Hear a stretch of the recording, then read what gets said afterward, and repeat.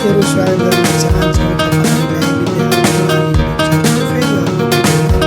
आजको भिडियो निकै नै महत्त्वपूर्ण छ, खास गरी त्यस्ता विद्यार्थी भाइ बहिनीहरू जो चाहिँ एमबिए गर्दै हुनुहुन्छ, एमबिएस गर्दै हुनुहुन्छ, बिबिए गर्दै हुनुहुन्छ, बिबिएस गर्दै हुनुहुन्छ, बिबिएम पढ्दै हुनुहुन्छ, इकोनोमिक्सबाट मास्टर गर्दै हुनुहुन्छ र खास गरी एसईमा दिँदै हुनुहुन्छ भने उहाँहरूलाई पनि महत्त्वपूर्ण हुनसक्छ र लोकसेवा आयोग लड्ने साथीभाइहरूलाई जसलाई राष्ट्र ब्याङ्कका काम कर्तव्यहरू र राष्ट्र ब्याङ्कको महत्त्वपूर्ण इम्पोर्टेन्स अफ सेन्ट्रल ब्याङ्क भनेर क्वेसनहरू आउँछन्, त्यस्ता व्यक्तिहरूको लागि केन्द्रीय ब्याङ्कका कामहरू र महत्त्व के छन् भन्ने कुराको प्रश्नहरू आयो भने आजको भिडियो यहाँहरूलाई युजफुल हुनसक्छ। त्यसैले भिडियोलाई अन्तिमसम्म हेरिदिनु होला र जसलाई नोटको आवश्यकता छ उहाँहरूले स्क्रिनसट गर्न चाहिँ नबिर्सिनु होला है, किनभने हाम्रा नोटहरू अलिकति सजिला हुन्छन् र इक्जाम पोइन्ट अफ भ्यूले मार्क्स स्कोर गर्ने खालका भिडियोहरू पनि हुन्छन्, यहाँहरूलाई अवगत नै छ।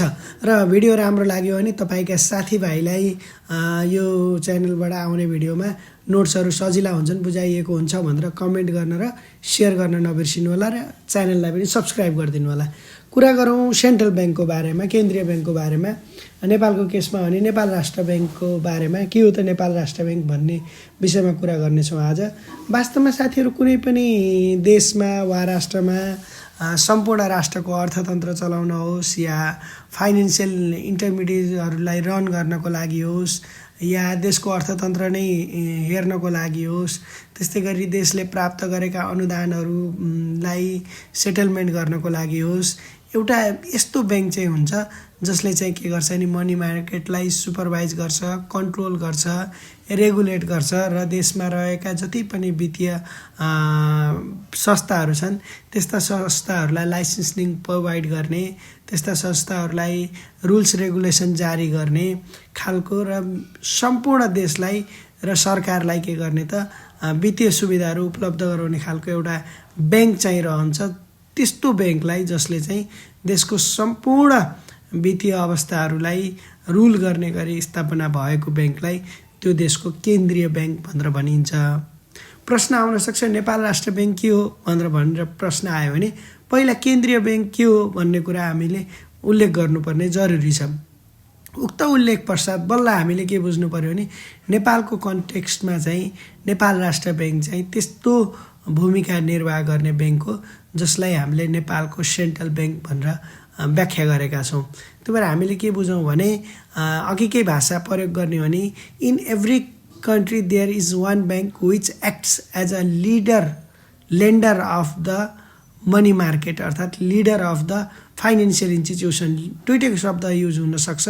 लिडरले सम्पूर्ण लिडरसिप गर्ने, लेन्डर भनेको फाइनेन्सियल मार्केट या मनी मार्केटको लेन्डर गर्ने एउटा वित्तीय अवस्था हुन्छ जसले सुपरभाइजिङ गर्छ, कन्ट्रोलिङ गर्छ, रेगुलेटिङ गर्छ। कस्ता एक्टिभिटिजहरू त कमर्सियल ब्याङ्कहरू या ब्याङ्क्सहरूलाई र फाइनेन्सियल इन्टरमिडिएटहरूलाई रेगुलेटिङ गर्ने काम गर्छ, रुल्सहरू प्रोभाइड गर्ने काम गर्छ भने त्यस्तो खालको ब्याङ्कलाई केन्द्रीय ब्याङ्क भनिन्छ। यस्ता ब्याङ्कले राष्ट्रलाई वा सरकारलाई पनि के गर्छ त मोनिटरी पोलिसीहरू बनाउनको लागि गाइडलाइन्स गर्ने, मोनिटरी पोलिसीलाई इम्प्लिमेन्ट्स गर्ने र गभर्मेन्टलाई ब्याङ्किङ सुविधा प्रोभाइड गर्ने काम गर्छ भनेर माथिको व्याख्यामा लेखिएको छ। Central bank is a special bank that helps other banks and the government, सरकारलाई र अन्य ब्याङ्कहरूलाई सहयोग गर्छ।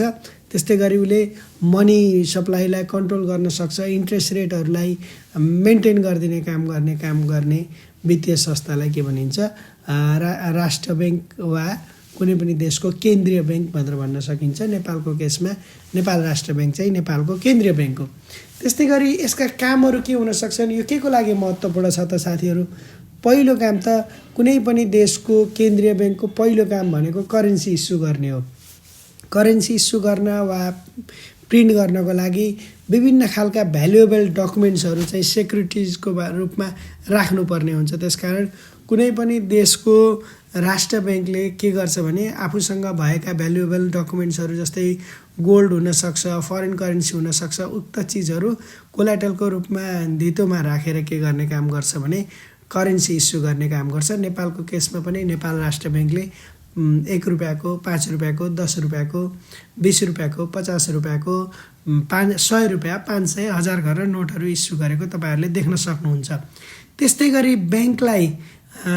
ब्याङ्कले सरकारको पनि एउटा ब्याङ्क हुन्छ जसले के गर्छ भने सरकारलाई ब्याङ्किङ फेसिलिटीहरू उपलब्ध गराउनुपर्छ। सरकारलाई ऋणको आवश्यकता पर्न सक्छ, सरकारलाई क्यासको आवश्यकता पर्न सक्छ, सरकारलाई विभिन्न दात्री निकायहरूले विभिन्न डोनेसनहरू दिएका हुन सक्छन्, त्यस्ता डोनेसनहरूको सेटलमेन्ट गर्नुपर्ने हुन्छ। त्यस्तै गरेर सरकारले पेमेन्ट गर्नुपर्ने हुन्छ, त्यस्ता पेमेन्ट गर्ने कुराहरूलाई सेटलमेन्ट गर्नु पर्यो। सरकारको ट्याक्सहरू कलेक्सन भएको हुन्छ, ती कलेक्सनहरूलाई पनि मेन्टेन गर्न सक्नु पर्यो। यसरी सरकारको डिपोजिट र एक्सपेन्सहरूलाई मेन्टेन गर्ने गरी सहयोग गर्ने ब्याङ्क पनि, सरकारलाई सहयोग गर्ने ब्याङ्क पनि सेन्ट्रल ब्याङ्क भएको हुनाले ब्याङ्क टु द गभर्मेन्ट पनि के हो त सेन्ट्रल ब्याङ्क हो भनेर हामीले भन्न बिर्सिनु हुँदैन र बुझ्नुपर्ने हुन्छ। त्यस्तै गरी साथीहरू, सेन्ट्रल ब्याङ्क चाहिँ कुनै पनि देशको गभर्मेन्टको एडभाइजर हुन्छ, किनभने सेन्ट्रल ब्याङ्क नै गभर्मेन्टको एजेन्टको रूपमा काम गरिरहेको हुन्छ र सेन्ट्रल ब्याङ्कले सेन्ट्रल गभर्मेन्ट, स्टेट गभर्मेन्टहरूलाई सजेसनहरू प्रोभाइड गर्ने गर्छ र गभर्मेन्टको बिहाफबाट फरेन करेन्सीहरूलाई बाई गर्ने र सेल गर्ने काम पनि सेन्ट्रल ब्याङ्कले गरेको हुन्छ।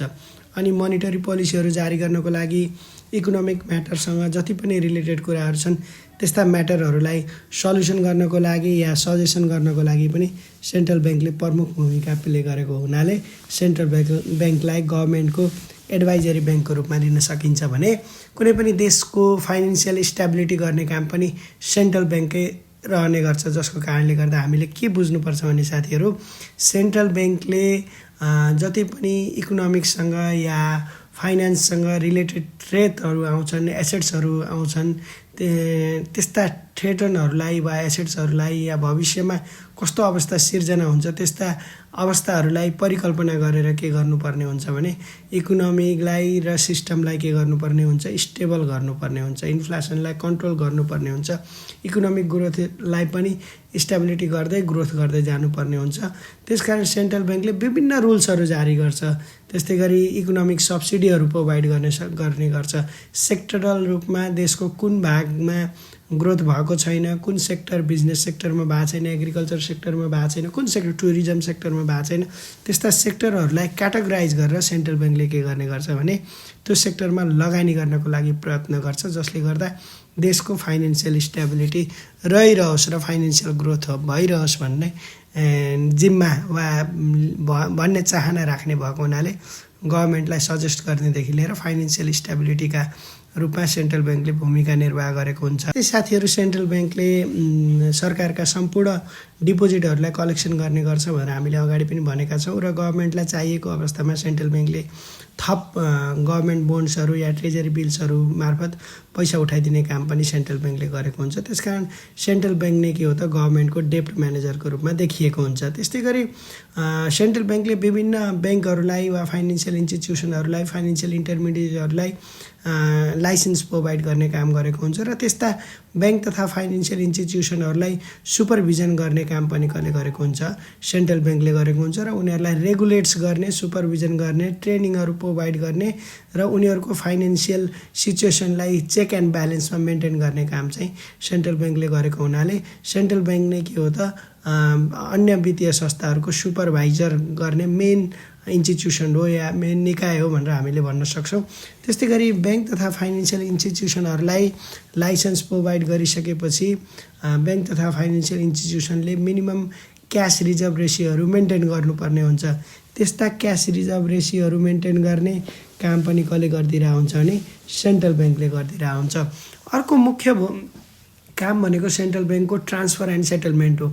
ट्रान्सफर एन्ड सेटलमेन्टका कुरा गर्ने भने साथीहरू, सेन्ट्रल ब्याङ्कले विभिन्न फाइनेन्सियल इन्स्टिट्युसनहरूको एकअर्काको पेमेन्टलाई के गर्ने गरिदिन्छ भने सेटलमेन्ट गरिदिरहेको हुन्छ। त्यस्तै गरी हाम्रा चेक क्लियरिङका प्रोसेसहरू भए, यी पेमेन्टहरू या क्लियरिङ प्रोसेसहरू सेन्ट्रल्ली वा नेपालको मात्र नभएर एउटा देशको मात्र नभएर इन्टरनेसनल रूपमा पनि विभिन्न ग्रान्टहरू, विभिन्न पेमेन्टहरू हुने गर्छन्। यस्ता पेमेन्टहरूलाई सेटलमेन्ट गर्ने र गर्ने डिपार्टमेन्ट नै रहेको हुन्छ सेन्ट्रल ब्याङ्कमा। त्यस कारणले गर्दा नेपालकै केसमा हेर्नुभयो भने तपाईँहरूले क्लियरिङ डिपार्टमेन्ट भनेर सेन्ट्रल ब्याङ्कले चलाइरहेको छ, जसले गर्दा तपाईँहरूले एक ठाउँबाट अर्को ठाउँको पैसा या एउटा ब्याङ्कको चेक अर्को ब्याङ्कमा लगेर डिपोजिट गर्दा पनि तपाईँको सजिलै ट्रान्सफर हुनसक्छ भने अहिले त झन् आरजेटिएस जस्ता सिस्टमहरू, कनेक्ट आइपिएस जस्ता सिस्टमहरू लाइसेन्सिङ प्रोभाइड गरेर सेन्ट्रल ब्याङ्कले गरेको हुनाले यी सम्पूर्ण पैसाहरू फन्डलाई ट्रान्सफर गर्नेदेखि लिएर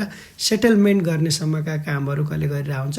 सेन्ट्रल ब्याङ्कले गरिरहेको हुन्छ। तपाईँका नोट्सहरूमा या तपाईँका बुकहरूमा हेऱ्यो भने सेन्ट्रल ब्याङ्कले नेसनल्ली ट्रान्सफर र सेटलमेन्ट गर्छ भनेर लेखेको हुनसक्छ, तर इन्टरनेसनल भन्ने वर्ड चाहिँ युज गरेको छैन। तर इन्टरनेसनलले पनि हेर्नु न, तपाईँ उपचार गराउन जानुहुन्छ, दिल्लीमा गएर एटिएम कार्ड, क्रेडिट कार्ड घोटेर आउनुहुन्छ, तपाईँले त्यस्तै गरी डलरहरू लिएर जानुहुन्छ, साट्न जानुहुन्छ, त्यस्तै गरी विदेशहरूमा तपाईँले ट्युसन फीहरू पठाउनुहुन्छ, एजुकेसनल फीहरू पठाउनुहुन्छ, यस्ता सबै सेटलमेन्ट चाहिँ कुनै पनि देशको कसले गर्ने हो त? सेन्ट्रल ब्याङ्कले गर्ने गर्छ।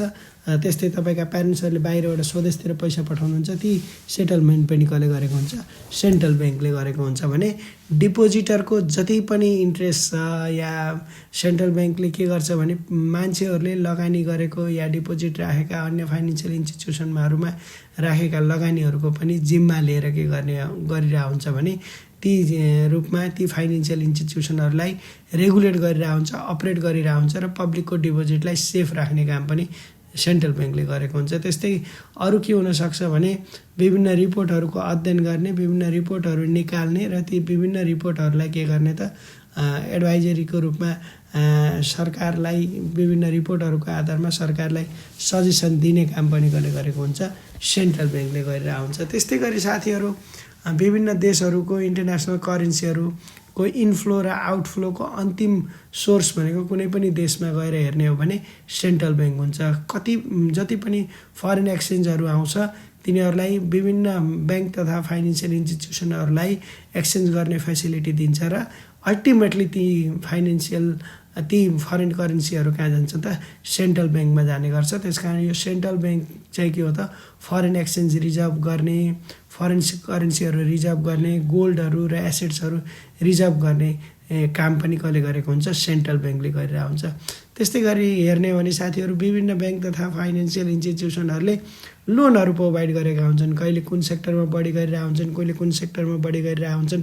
अझ नेपाल जस्तो देशमा हेऱ्यौँ भने अन्धाधुन्ध रूपमा पहिला सबै ब्याङ्कहरूको जग्गामा लेन्डिङ थियो, पछि गएर राष्ट्र ब्याङ्कले के गर्यो भने हरेक सेक्टरमा 25% दरले छुट्याउ भनेर नियम निकाल्यो। त्यसको आधारमा उनीहरू त्यो सेटल गर्दैछन्। त्यस्तै गरी सबै लोनहरू ओडीको रूपमा थियो, त्यसलाई लगेर टर्ममा गएर भनेर सुरुवात गर्यो। सबै लोनहरू पछि गएर सेयरमा गयो, अनि त्यसलाई पनि वेटेज भार रेसियो इन्क्रिज गरेर त्यसलाई घटाउने पक्षमा छ। त्यही इकोनोमीको कुन सेक्टरमा कति लगानी गर्दा इकोनोमी बेटर हुन्छ भन्ने कुरा सेन्ट्रल ब्याङ्कले के गर्छ त? हेर्छ र त्यो आधारमा के गर्छ? आफूले लाइसेन्स प्रोभाइड गरेका ब्याङ्क तथा फाइनेन्सियल इन्स्टिट्युसनहरूलाई निर्देशन गरेर क्रेडिट कता कता इन्भेस्टमेन्ट गर्ने वा इन्भेस्टमेन्ट कुन सेक्टरमा गर्दा इकोनोमी देशको ओभरअल अवस्था राम्रो हुन्छ, इन्फ्लेसन कन्ट्रोल हुन्छ भन्ने कुरालाई र इकोनोमीलाई ग्रोथ कसरी गर्न सकिन्छ भन्ने हेर्ने काम पनि कसले गरेको हुन्छ? सेन्ट्रल ब्याङ्कले गरिरहेको हुन्छ। हामीले सेन्ट्रल ब्याङ्कको बारेमा पढ्यौँ, त्यसका फङ्सन्सहरू र महत्त्वहरूको बारेमा यहाँहरूलाई जानकारी गरायौँ। तपाईँहरूलाई हाम्रो भिडियो कस्तो लाग्दैछन् कमेन्ट गर्न नबिर्सिनु होला। राम्रा लाग्यो भने साथीभाइलाई पनि सेयर गरिदिनु होला र च्यानललाई सब्सक्राइब गरिदिनु होला। यति बेलासम्म समय दिएर हाम्रो भिडियोलाई धैर्यतापूर्वक हेरिदिनु भएकोमा यहाँहरू सम्पूर्णलाई धन्यवाद ज्ञापन गर्न चाहन्छौँ। धन्यवाद, नमस्कार।